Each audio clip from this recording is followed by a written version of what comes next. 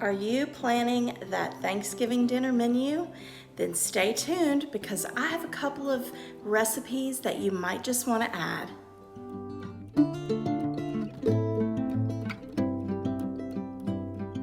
Hey my friends, welcome back to my channel. Today is another Thanksgiving sides video, and it is part of the monthly collab that I do every month with my sweet friend Christy over at Christy's Farmhouse. And this month's theme is Thanksgiving sides. Now we did one last year, and so I wanted to bring you something new this year. And this is kind of a little bit out of the box. This may not be your typical Thanksgiving sides, so it may be something you want to add to your menu. But anyway, make sure that you check out Christy's channel after you finished here, and I will have it linked in the description box. And there's also a playlist of a bunch of our YouTube friends that have gotten together to create a whole array of ideas for you for your Thanksgiving dinner. So I will have that linked in the description box as well. But for now, let's go ahead and get started cooking.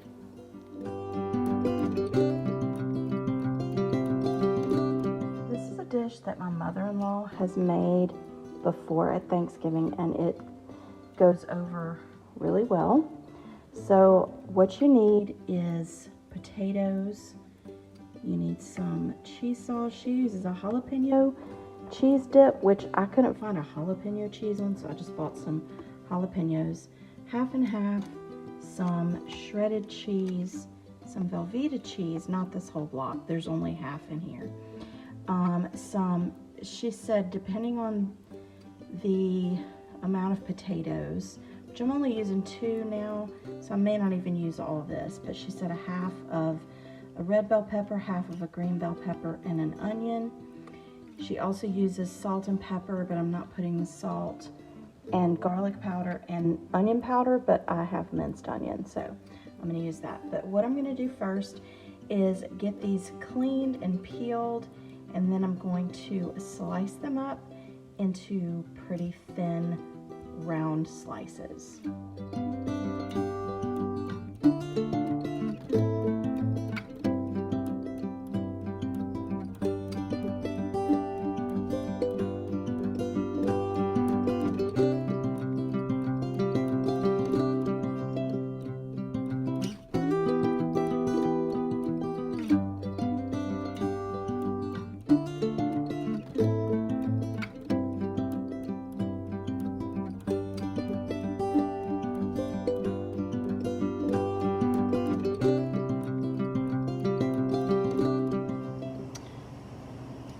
While the potatoes are boiling, I am melting some butter, and I have chopped up the veggies, and I also have my jalapeno can open, and this is just the 4-ounce can, and I don't know, I might use all of it because we don't mind a little bit of spice. But what I'm going to do now is I'm going to make the cheese sauce that goes on top of the potatoes.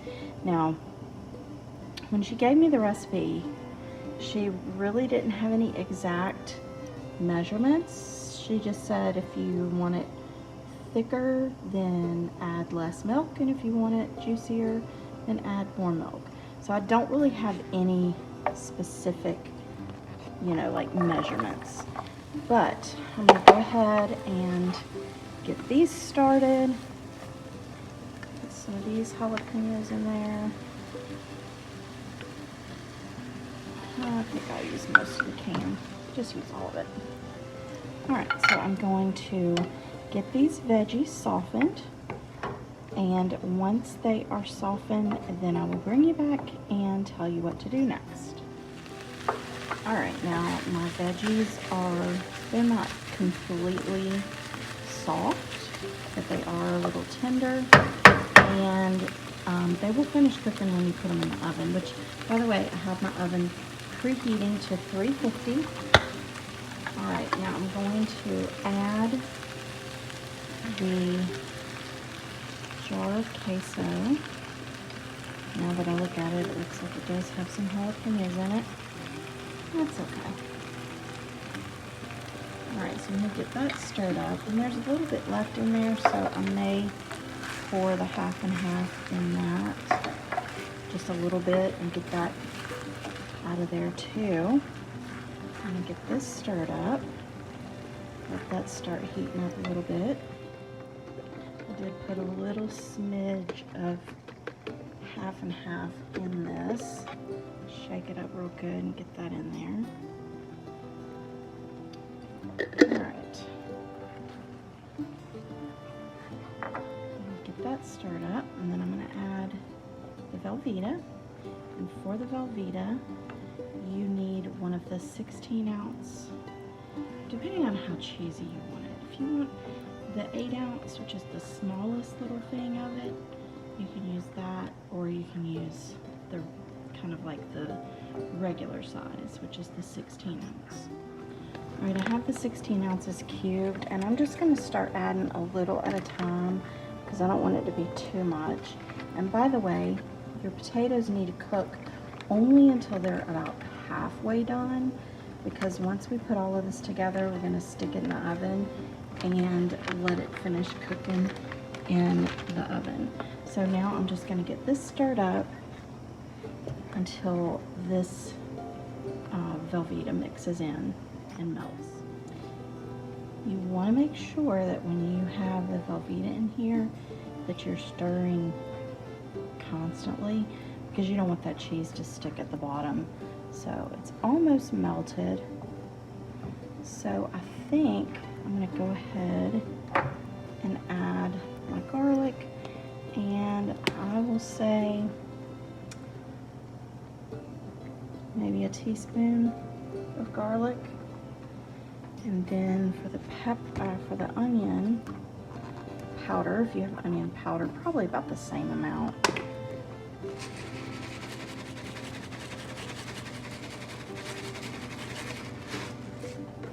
And then the pepper. And you can pepper it to taste. And look, if you don't like jalapenos, then you don't have to add those jalapenos in there. So that's just, you know, we like spicy, so this is not going to be a problem for us to have the jalapenos in there.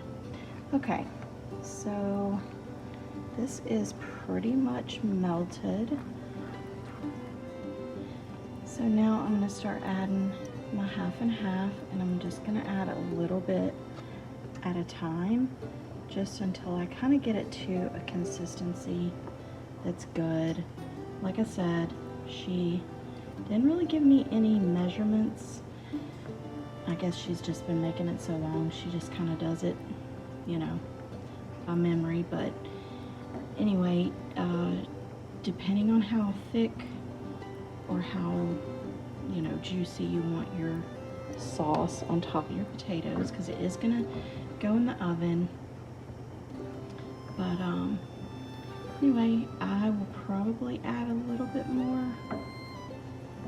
So I would say maybe a quarter of a cup. And this is just for the 2 potatoes.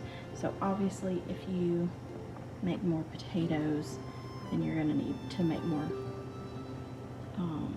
sauce. And I did only use probably 8 ounces of the Velveeta, so I won't need the other part. Now I have my casserole dish sprayed, so what I'm going to do is I'm just going to layer some of these down in the bottom. Let's see.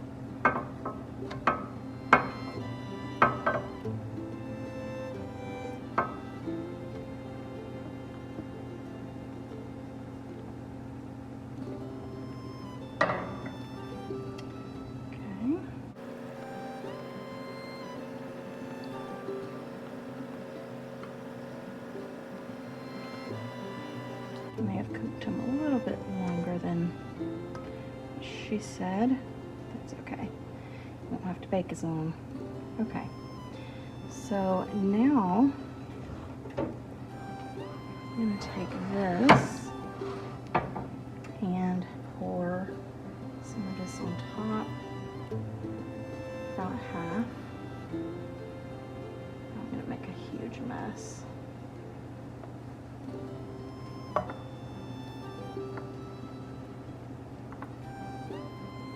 All right, put that over there. And I'm gonna spread this out. Then I'm going to do the same thing again.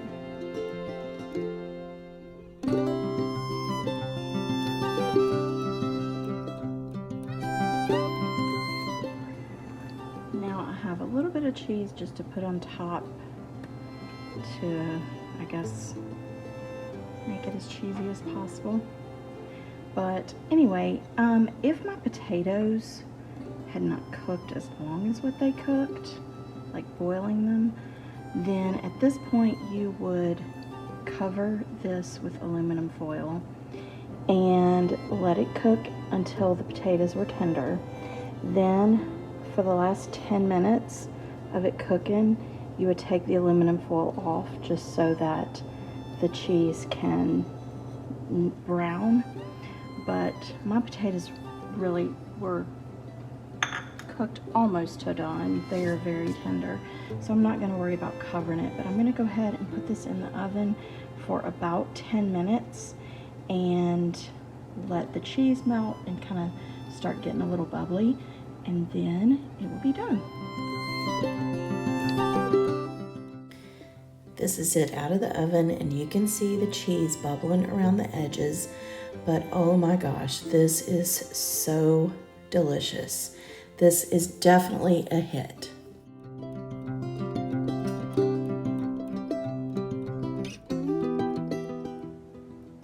This dish is a good dish to make for those people that are coming to Thanksgiving that may not be huge fans of the more traditional Thanksgiving foods, but it's called stick of butter rice. But I think of it more as like a French onion rice, because to me the French onion and the beef consomme is more the star of the show than the butter is.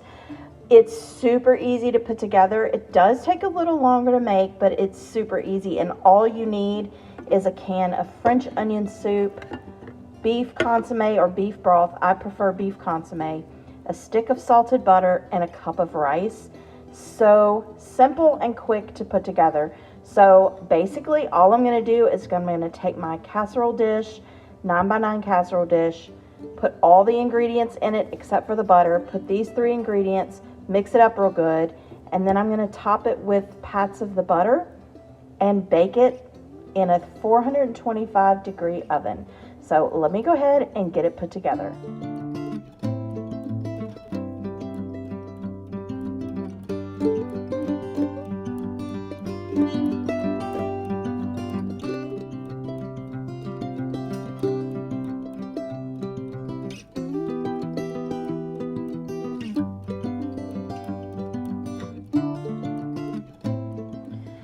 All right, my oven is preheated to 425. I'm going to cover this tightly with aluminum foil, and you're going to cook it on 425 covered for 30 minutes. Then you're going to take the tin foil off, or aluminum foil off, and cook it for another 30 minutes. So I'm just going to seal this around here. About as tight as I can get it. Stick this in the oven, and I'll see you in a few minutes.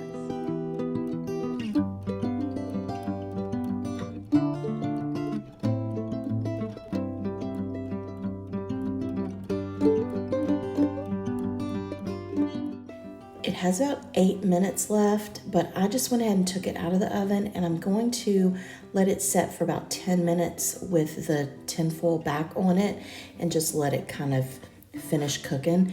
But this is it after I took the foil off the second time after letting it set, and this is really good. The rice comes out very tender and it's not sticky, but you kind of want to stir it up just to get that onion soup mix mixed up real good in there. But This is a very easy dish to make, and it's a very good option for those that don't like the traditional sides. All right, there you go. I would love to know if these are some things that you would add. Tell me something different that you have on your Thanksgiving menu that a lot of people may not have. Let me know that in the comments below. But I would love to thank Christy for once again co-hosting this collaboration with me. And again, I just want to remind you to check out her channel. Also check out the playlist. But if you're new to my channel and you like all things homemaking, whether it is meal ideas, shopping hauls, home decor, then make sure to click that bell button so that you don't miss any of my videos. We are going to have a ton of holiday videos coming up, so you don't want to miss any of them. But also give this video a big thumbs up because it does help me out with YouTube. Any kind of interaction with my videos help. I really do appreciate it. And if you would like some more ideas on what you might could make for even a dessert for Thanksgiving, then check out the box you see on the screen right now, and I'll see you next time. Bye.